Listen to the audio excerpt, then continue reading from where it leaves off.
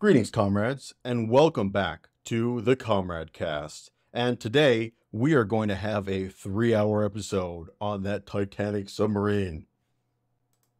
No, we're not actually going to do that. In fact, we're only going to talk very briefly about it because what I came away from this whole submarine incident really wanting to play Barotrauma. That was my big takeaway from this whole thing.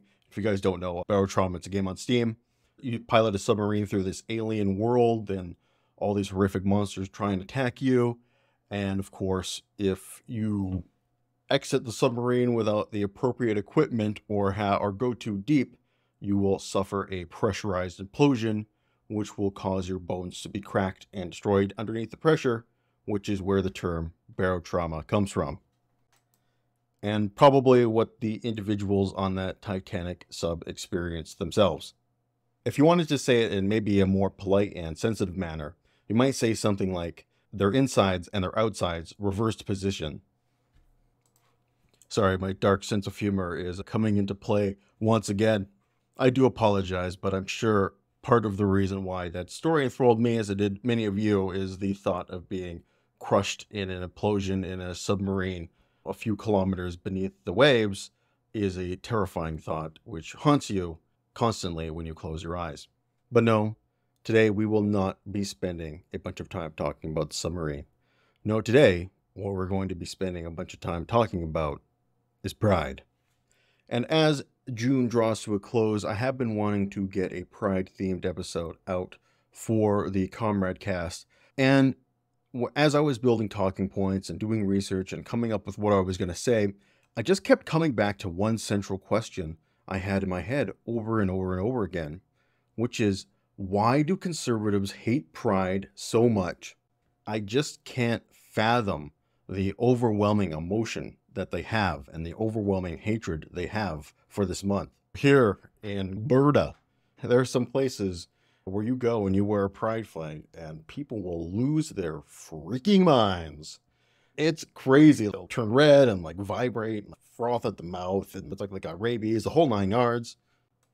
It's pretty funny, actually, if it weren't motivated by such despicable hatred. And I just don't get the hatred. It just doesn't make any sense at all. And this hatred really baffles me for two main reasons. The first off being, of course, it's not your life. Why do you care? Leave this person alone. Let them do what they want. Who cares? So there's that whole obvious angle to it. But not only that, this hatred and this anti-LGBTQ crusade that conservatives have going on violates their very own fundamental ideology. And that to me has been a huge point of confusion, because you basically have to violate your own internal principles in order to justify your hatred. There's another reason why I wanted to do this episode, beyond just trying to examining this illogical and mind-baffling hatred. Another reason that I wanted to do this episode is to actually take some time, and we've done this before, and that is really push back on this sort of they're trying to trans the kids conspiracy theory that conservatives are trying to push. I find it particularly vile and particularly disgusting. The reason being that I myself am a parent, and part of the way that they propagate this conspiracy is by touching buttons and sensitive points in any parent's emotional state, by lying to people and getting their emotions riled up. And then once they get their emotions riled up, it gets to the point where people aren't thinking clearly and they don't see reality clearly. So for me, as a parent, I think it is very important for me to stand up and say, no, we don't buy this bullshit. We're not scared of this crap. They're not trying to trans the kids. This is a conspiracy theory on par with flat eartherism or 9/11 trutherism, and you can take your bullshit out of here. If there's anyone I don't want around my kids, it would be these guys. But before we kind of get into that, I want to wheel back a little bit and talk about how a lot of this hatred and rhetoric from the right violates their own ideological precepts. So let's go back here to 2016, and I'm sure you guys remember this picture here. This is a very famous picture from the 2016 campaign Trump holding up a rainbow flag that said LGBTs, and I think that is an S there. Looks like a 5, but I'm pretty sure that's an S for Trump, becoming the first Republican candidate to ever hold a rainbow flag and come out in support of gay marriage and the LGBT plus community in general. However, now, 8 years later, it's very clear that the conservatives and Donald Trump as a political sort of avatar has moved very, very, very far away from this accepting sentiment. But here's the thing, guys, like looking back with hindsight and where we are now, I think this moment where Trump holds up the rainbow flag, the pride flag, is actually the high watermark for conservatives in terms of overall support from the general public they'll probably ever get.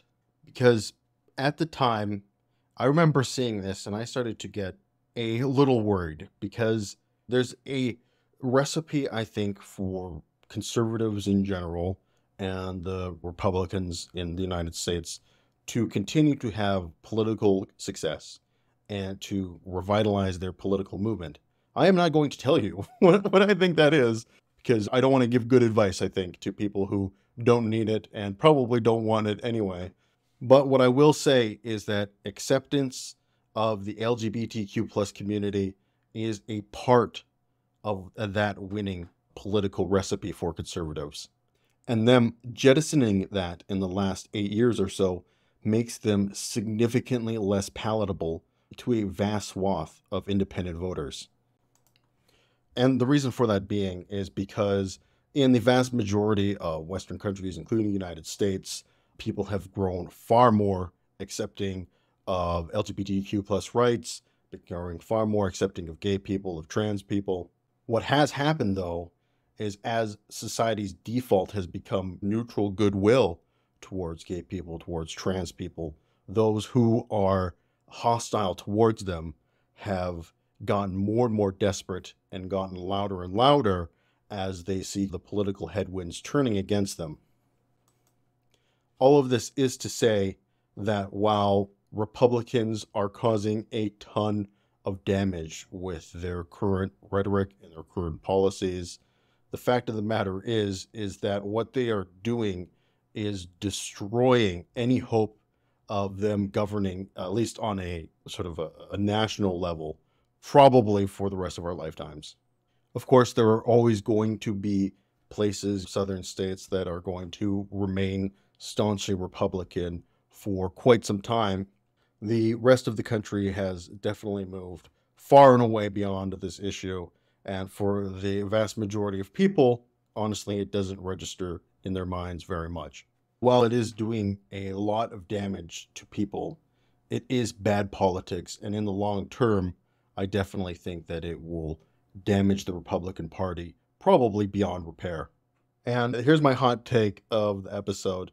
If people in Western countries are faced with two candidates, one who is extremely woke and another who is extremely socially conservative, people are going to go with the woke candidate 9 times out of 10, maybe 99 times out of 100.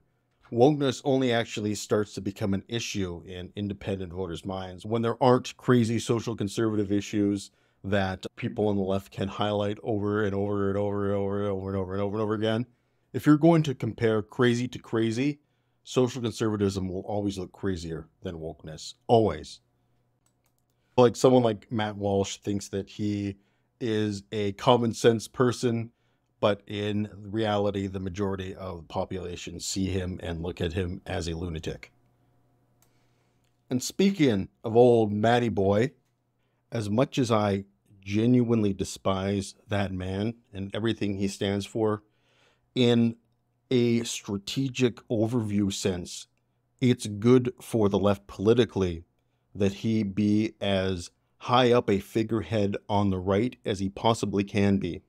And the reason for that being is that the man is openly an extremist.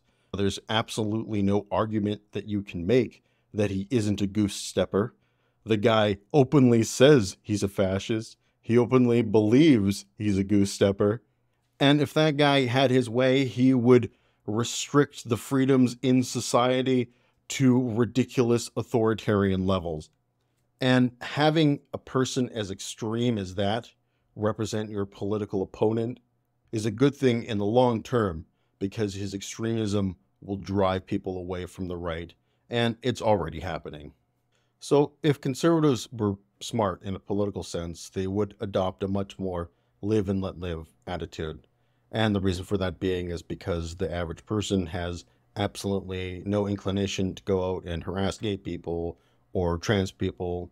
These issues are not the political prism from which they view the world. This includes, of course, from a more sort of pro-pride and pro-LGBTQ plus perspective. These people aren't coming to Pride Month. They're not coming to parades. They're not coming to events. But at the same time, pride, hatred isn't on their top of mind, right? They're not out there vandalizing pride flags. They're not out there screaming at Target employees. They're not out there harassing little girls at baseball games. Normal people are pushing back, and when they see that kind of stuff happen, they push back against it. The people who are like that are the terminally online people, and they look and they seem like they are a larger segment of the population than they are, particularly if you're online, because they are terminally online. That's the point. They're always online. So it's going to seem like they're always there. They're always around. It's always going to seem like there are more of them than there actually are. So ultimately, conservatives just can't help themselves. Their hatred of trans people is so much that they will have to adopt politically damaging propositions in order to enact it. But as alluded to before, not only do conservatives make politically stupid maneuvers because they have so much hatred in their heart, they also violate their own ideological precepts. And initially I was going to go through and go to every conservative politician's websites. We'd go to Mike Pence, we'd go to Trump's campaign, and I'm sure they would put freedom. Freedom is the most important thing, the most valuable thing. And of course, freedom is extremely important. To me, freedom is one of my most important values and a value that I cherish very deeply. For me, though, I would say the way society is currently arrayed is that it undercuts freedom at every turn, but that's for a different point. The point here is that individual freedom specifically for conservatives, which is your right to make your own choices, your right to pursue your own happiness and live your life on your terms, that is what we believe as conservatives. It is one of our fundamental values. So obviously the point was to show, how much they talk about freedom. It's their central tenet if you effectively believe their talking points. But instead, I want to turn to AI to help me out on this one. All right there, ChatGPT, give me your wisdom. This is the 21st century magic 8-ball. Okay, so I'm just going to read this out because there are people listening now. I have to remember that. It's not always in video format. So we are asking the great wise machine. We say, "Oh, great wise machine, please impart your wisdom unto me." Should be unto us. Sorry, guys. Given your access to the vast banks of knowledge, would you estimate the most important value in the conservative political movement is freedom?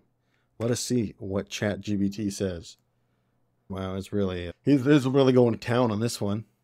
As AI language models, I don't possess personal wisdom or opinions, but I can share information and insights. The importance of political values, the importance of values of political movement can vary by time, place, and context. Yes, I get it. However, historically, the conservative political movement, especially in Western democracies, has placed high value on freedom among other values. In the United States, for example, conservatism is often associated with values such as limited government, individual liberty, free markets, and a belief in the importance of traditional institutions and practices. I would say that for conservatives, they would say that freedom is the most important to them. And obviously, anyone is free to chime in and tell me if I'm wrong on that one. But I would think that for conservatives, freedom is their most important political value. And it's interesting here because it has a difference between European conservatism and conservatism in the United States, because in Europe, it mentions specifically conservatism has been historically associated with the preservation of tradition, social order, and national sovereignty. And that's actually a very important distinction and pretty interesting. And I think most people don't really think about that, which is that in the United States, these notions, like we talk about, like individual liberty and freedom, aren't so much embedded in European conservative movements. It's like a distinctly American strain of political thought. In any case, let me move on here for you guys. Moreover, political movements evolve over time. While in some freedom is an important value within many strands of conservatism, it is not the only value, and its significance can vary based on factors including geography, historical context, and individual beliefs. Well, I actually thank the AI for this answer, because it did definitely impart onto me that when we associate conservatism with individual liberty and that notion, it is a distinctly American notion of conservatism, not a European one. But I want to ask this one last thing before we move on out. One of the things I've done is ponied up for the advanced version of this ChatGPT. This is not obviously right now, but beforehand. And let's test some of its internet browsing capabilities right on the fly here. So let me read to you what I've asked it to do. Can you do a quick cross-section of websites on major conservative politicians? Can you tell me which percentage of them mention freedom? What percentage of them specifically mention freedom as their top value? And how many times on average the word freedom appears on their websites? Let's see what we have here. What can you do for me? 21st century technology, browsing the web. So useless. All that did was just list out major conservatives for me, but I think it's a little bit my fault. I'm going to adjust this a little bit. Okay, so I just did a little bit of refining of our prompt here. Hopefully this will help us get what I'm asking for. Can you do a quick search of 10 random websites of major conservative politicians, then compile the data you read on them into 3 points of information? 1. What percentage of these websites mention the word freedom? 2. What percentage of these websites mention freedom as the most important value? 3. On average, how many times did the word freedom appear on these websites? All right. Hopefully we get a little... The thing about these chatbots here is it's kind of like talking to a genie, right? If there is room for it to misinterpret what you are asking for, it will, effectively. And you have to be very specific. So let's see if it has actually done what I've asked it to. All right, so after some faffing, I finally got a prompt which was able to deliver me some of what I wanted here. So just to read it to you, can you do a quick search of 10 random websites of major American Republican politicians? That was the big thing, I think. That's why I was able to finally get it to do what I needed to. I guess 10 was too much to ask, because it said it could only do 4 due to time constraints. So that's a little bit less than I thought it would, but the results are still extremely interesting nonetheless. So let's go over them. So it says that it looked up Senator Ted Cruz, Marco Rubio, Rand Paul, and Marjorie Taylor Greene. And out of all of them mentioned the word freedom 100%. Although it says, interestingly, none of them explicitly mentioned freedom as the most important value. However, freedom was emphasized in the context of policy discussions or in the description of their work or values. So obviously emphasized very heavily. And this is the exact number of word freedom appeared. It was not determined due to the lack of features and count features on the search tool. However, it is consistently present in various contexts in the website. So then I just asked it to, of the sites you did search, tell me what you found. So are you guys ready for how many times the word freedom appears on these various websites, and who has the most amount of freedom on their website? Okay, so Ted Cruz has 10 instances of the word freedom. Marco Rubio has 8. Rand Paul has 10. And Marjorie Taylor Greene only has 8. Amazingly, I thought Marjorie Taylor Greene would have been like 35 or something like that. And then does a quick math for us. Anyway, turns out to be 9 on average. 9 times the word freedom is mentioned on the average conservative politician's website. So that was just a fun little exercise for you guys. Just the big takeaway here, obviously, conservatives emphasize freedom.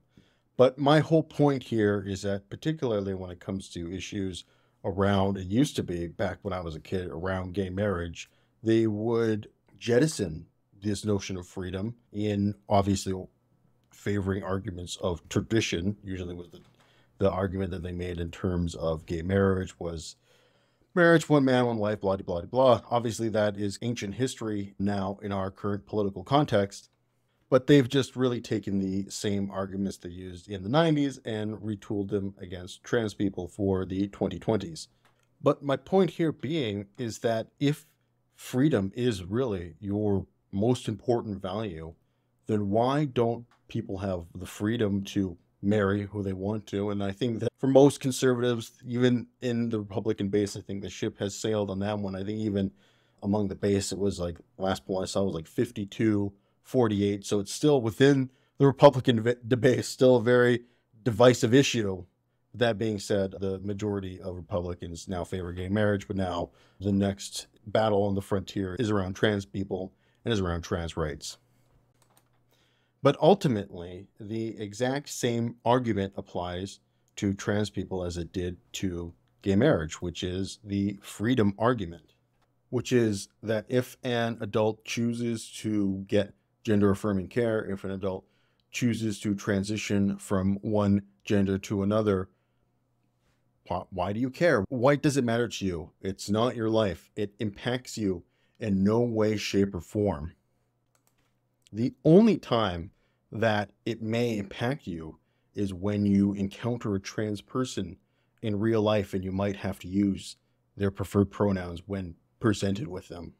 And it's not even a question of have to. It's just what is polite in our society? What is common decency? What is common respect? There's this idea that left-wing people want people thrown in re-education camps if they misgender people. It's totally ridiculous, total nonsense. It's just an extremely rude and disrespectful thing to do to somebody.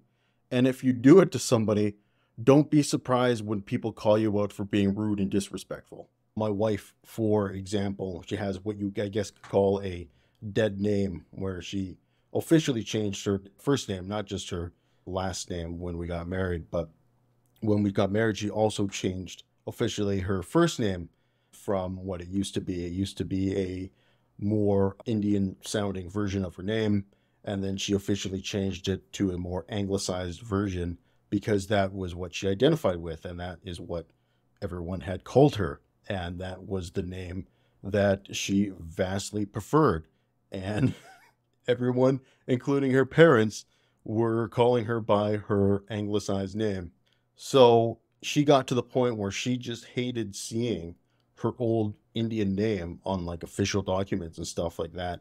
So when she got her name changed over after the marriage, she changed both her names at the same time, both her first and last name simultaneously. So now her old Indian name no longer appears on any documents or anything like that. It's now just her new name, her preferential name. And at this point, there is literally no other reason to refer to my wife by her old name, by her dead name, other than if you were trying to disrespect her or trying to hurt her or trying to insult her. Because she vastly prefers her English name, her anglicized name, over her Indian one. And it's similar, I would imagine, for a trans person, except more powerful, because for my wife, it was a name that represented a cultural identity. But for a trans person, obviously, the name represents and affirms your gender identity. So there's no reason you'd ever refer to a trans person by their dead name unless you were deliberately trying to disrespect them, unless you were deliberately trying to hurt them. There's no way you can dead name in good faith. So yeah, people have the freedom to change their name in our society. Turns out it's a pretty normal thing, and a thing that the overwhelming majority of people out there respect. But for conservatives, you know, that freedom is too far, too far. I could keep coming up with examples, but it would just be saying the same thing over and over and over again, which is that conservatives violate their own ideological precepts in order to justify and propagate their hatred. And now I would like to move into the last topic of the episode today. We are going to talk about the absolute hysteria and mania that has bubbled forth around trans people. because I am sure that at the end of the day, that when it comes to it, most conservatives probably say something along the lines of they hate Pride or they hate Pride Month because it's being forced on them, or more to the point here, being forced on their children. And we know that this is pure delusion, that every time that they have been asked to present some sort of evidence in regards to what they like to call grooming, or trans people somehow hurting kids, or being sexual predators, or any other nonsense they want to dream up of, they can never find it. It's never there.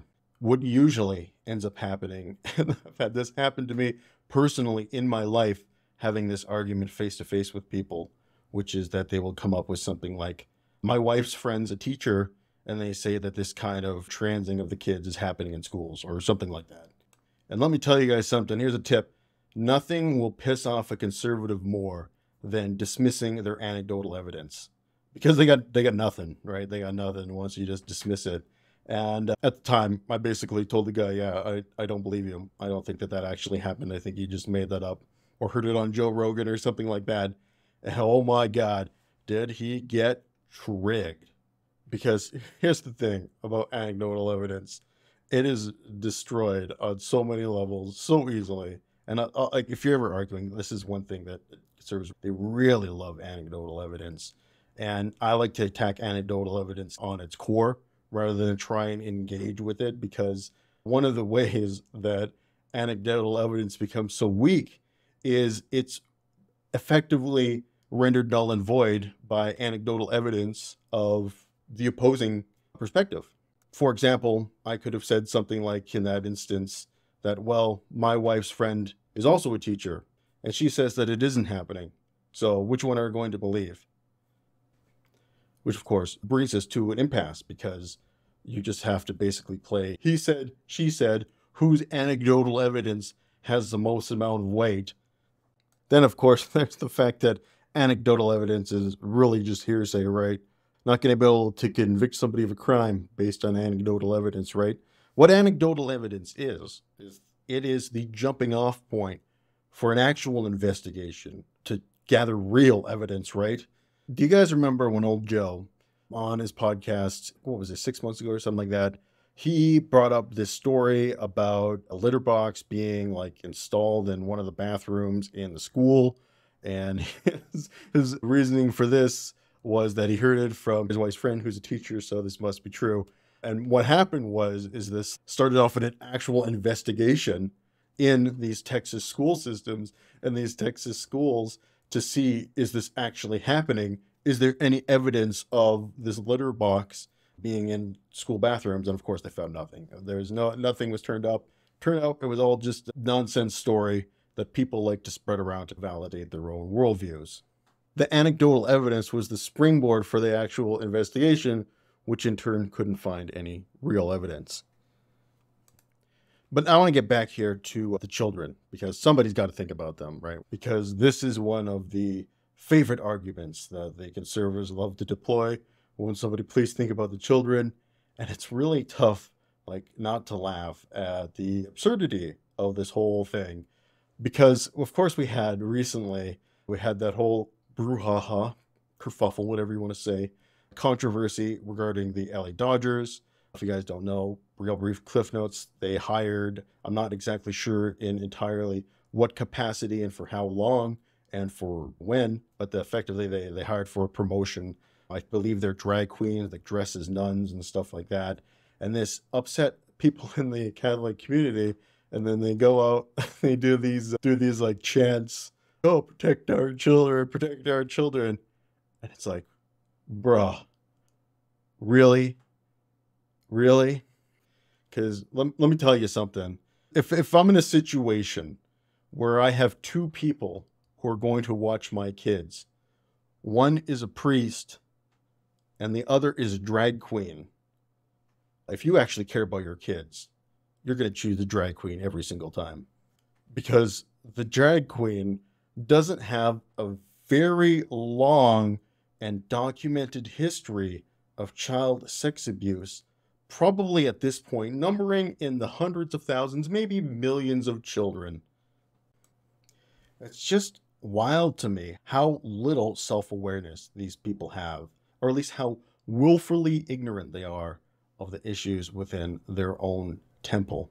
Maybe you ought to quote one of your boys, clean your room before you start to criticize other people. But anyway, here's the thing, right? And here's another personal conversation I had with somebody about this issue once, and they come to me and they're like, what are you going to do if your kid comes to you one day and says, Daddy, I think that I'm a boy. What are you going to do about that? What are you going to say? And what I'm going to say is that if I'm in that position where I haven't noticed the indicators that my child is questioning their gender long before they've actually come to me and said it, then I've really failed as a parent. Because unlike the conservatives seem to think, this stuff just doesn't come out of nowhere. The child doesn't wake up one day and then decides it's going to start questioning its gender. This is stuff that happens particularly long before a child will articulate it to you. And there's going to be signs which manifest itself before, again, they actually have the courage to tell you as a parent what's going on. So if I haven't noticed that long beforehand, again, I've seriously failed as a parent. But to answer the question for real, you fucking support them. They're your kids. You know, that question, right? There are people that is literally their nightmare. They stay up at night, like thinking about that. Oh my God, that could happen to me. My child could question their gender. Oh my God. And they like build up this ridiculous nightmare scenario in their head. But here's the real thing about this whole conversation, right?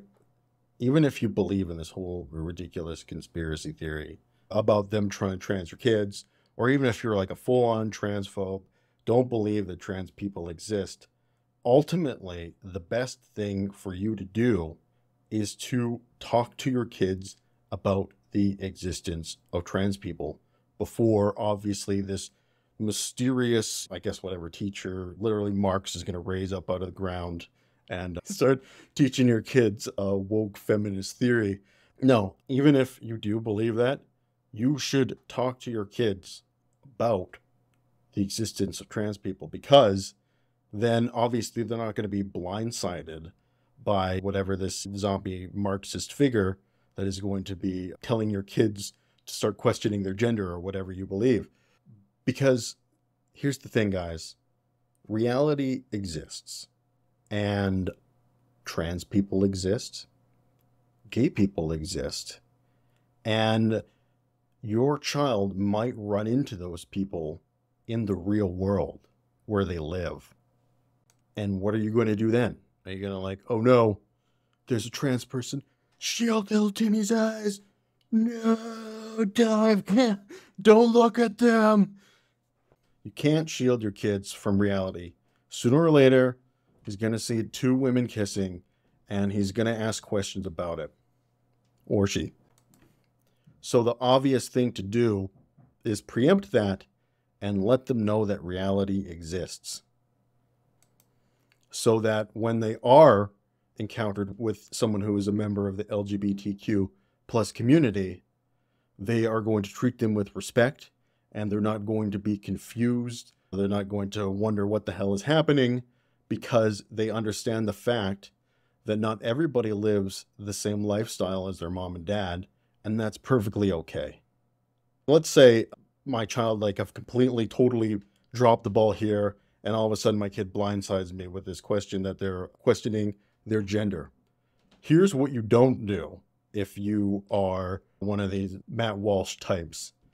You don't freak the fuck out and be like, no, you're gay, you're gay, you hear me, you hear me?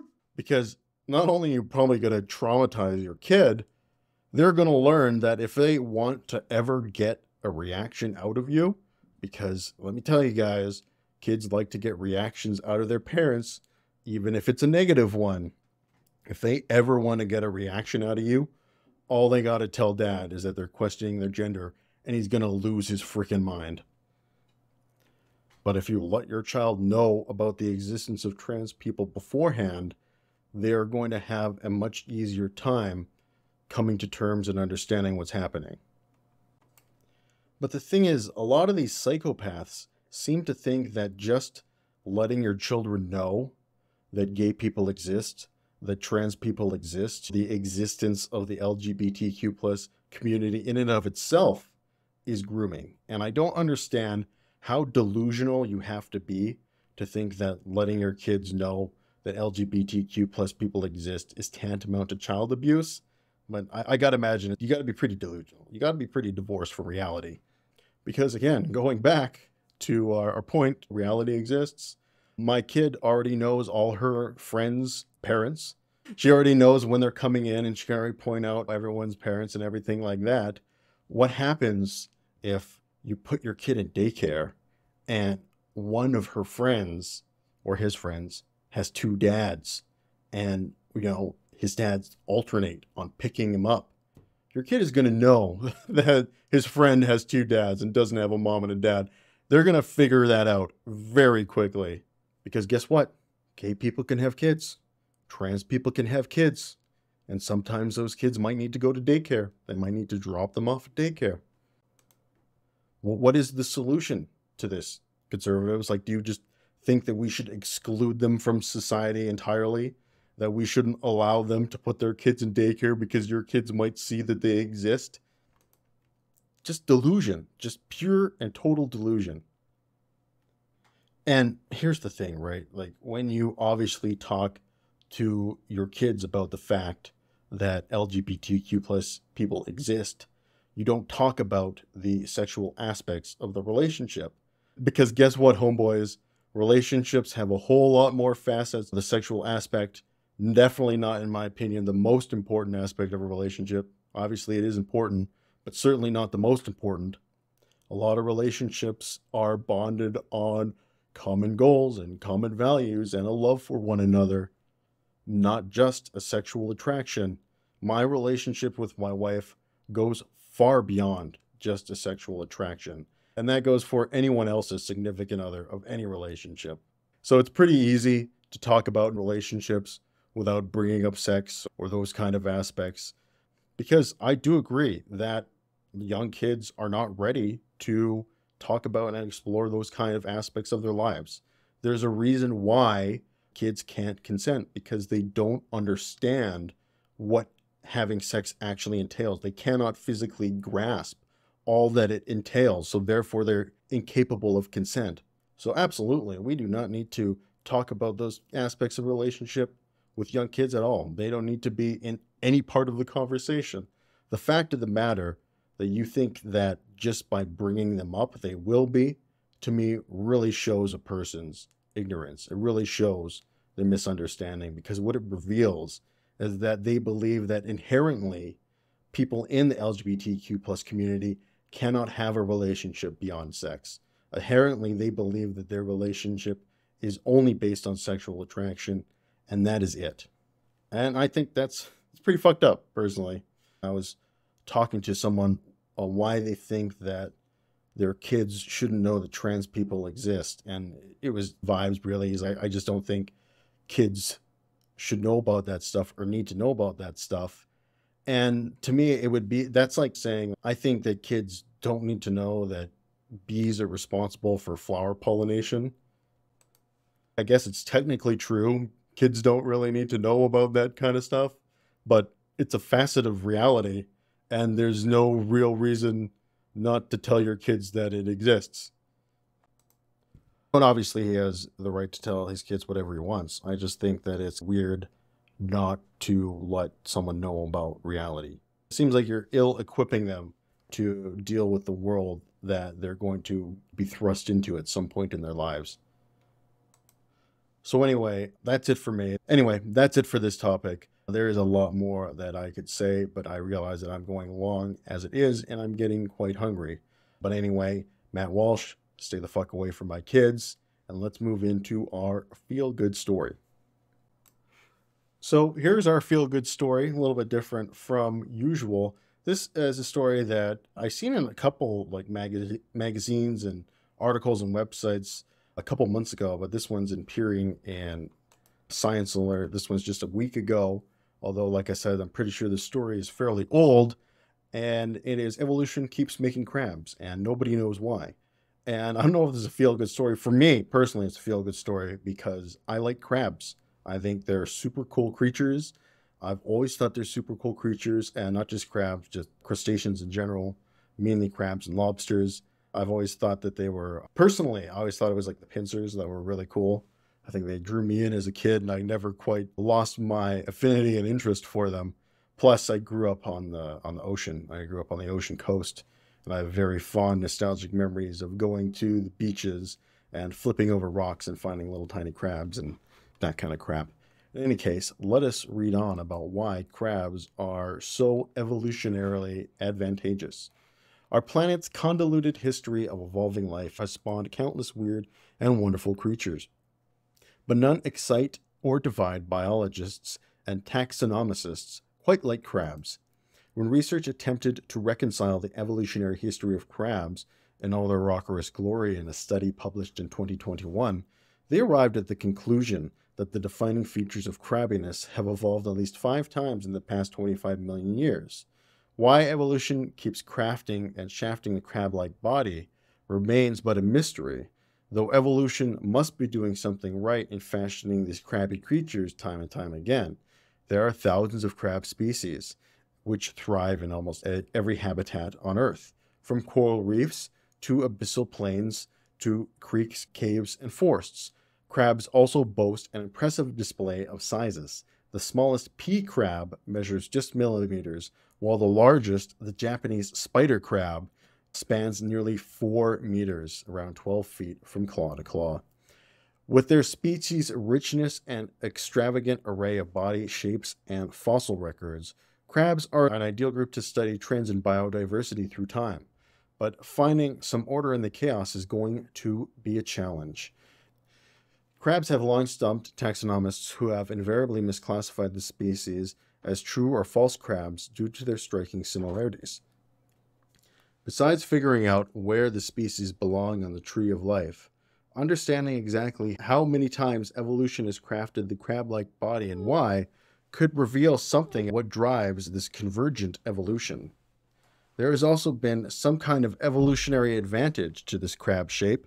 As is with many subjects, evolutionary biologists have plenty of ideas, but no firm answers. To make a start, the trio of researchers combined data on crab morphology, their behavior and natural history, from living species to fossils, and identified gaps in the genetic data which might help resolve the missing evolutionary puzzle. Almost half of the branches on the crab tree of life remain dark. Most carcinized crabs have developed hard, calcified shells to protect themselves from predators, a clear advantage. But then some crabs have abandoned this protection for reasons unknown. Walking sideways, as silly as it seems, makes crabs supremely agile, able to make a speedy exit in either direction without losing sight of the predator should one appear. But sideways walking is not observed in all carcinized lineages, and some uncarcinized hermit crabs can walk sideways too. Yet some crabs have evolved outsized claws to become shell-crushing predators, and an ecological arms race can also be fully explained in the timing or success in the early crab evolution. Like with anything in science, nothing is ever settled, and evolution will only continue along on its merry way. Though with increasing amounts of genetic information on living and fossilized crab species, rest assured, taxonomists are steadily piecing together what makes a crab a crab. This will allow us to resolve multiple origins and losses of crab body forms through time and identify the timing and origin of key evolutionary novelties. More than that, studying crabs provides tantalizing prospect for evolutionary sleuths. Blah, blah, blah, blah, blah. Okay, so yeah. Crab evolution is cool because it goes back a long way in our biological history, and lots of different types of crabs existed. It seems to be a very clearly successful evolutionary body type. And due to this fact, yeah, lots of different variations exist and have existed for a long time. One of nature's most successful body types. And that's cool by me. Like I said, I like crabs. Crabs are cool. Always they also make me think of Kenshi and the crab raiders who are obsessed with crabs. I understand their obsession. They're cool little critters, and they taste freaking delicious too. But one of the things I should have found the other one I was reading, it was on a different site besides this one because it had a little bit more in terms of what the actual advantages of the crab bodies are. One thing that they mentioned is like the round body. It's more advantageous in comparison to a lobster. So crabs are the superior crustacean, in my opinion, both in terms of taste and evolutionary biology, because the tail kind of useless. Whereas without the tail, the crab is able to be much more agile and has a lot less surface area for someone to attack it on. Plus, they can regenerate limbs, which is just freaking awesome. Anyway, enough about crabs. Really, I just wanted to have an excuse to talk about crabs in an episode. So that's why I chose this story. So with that, I've gone way over time, guys, and I am also getting to be extremely hungry. So I'm going to have to wrap it up. And I want to thank you guys for watching. But this has been the Comrade. Signing off for now, and until next time, you guys take care.